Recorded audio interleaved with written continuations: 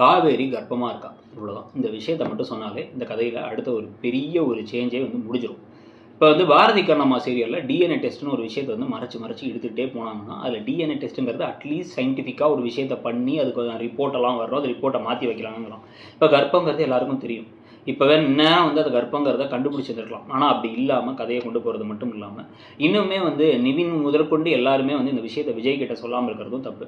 At least தாத்தா கிட்டையாச்சும் போய் நிவின் இந்த விஷயத்தை சொல்லிட்டு வந்து நீங்கள் கொஞ்சம் பார்த்து, நீங்கள் பெரிய மனுஷன் பார்த்து முடிவு பண்ணுங்கள், அந்த சித்தியெல்லாம் வந்து பிரச்சனை பண்ணிட்டு போனாங்கிறத சொன்னால், கர்ப்பமாக இருக்காங்கிறதையும் சொன்னால், அதை வச்சு அவர் ஸ்ட்ராங்காக முடிவு எடுத்து அவள் கர்ப்பமாக இருக்கா, ஒழுங்காக கூட்டு வாடா வீட்டுக்கு காவேரி அப்படின்னு வீட்டுக்கு காவேரியை கூட்டு வர்றது.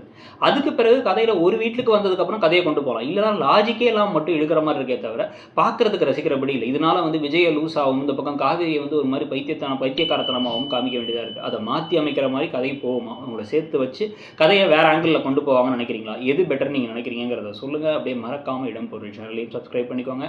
அப்படியே வந்து இடம்பொருள் நவுல வந்து ஷார்ட்ஸ் போடுவோம், இடம்பொருளில் லாங் ஃபார்ம் வீடியோ போடுவோம். 2 சேனலையும் சப்ஸ்கிரைப் பண்ணிவிடுங்க. நான் மெஜல். தேங்க்யூ.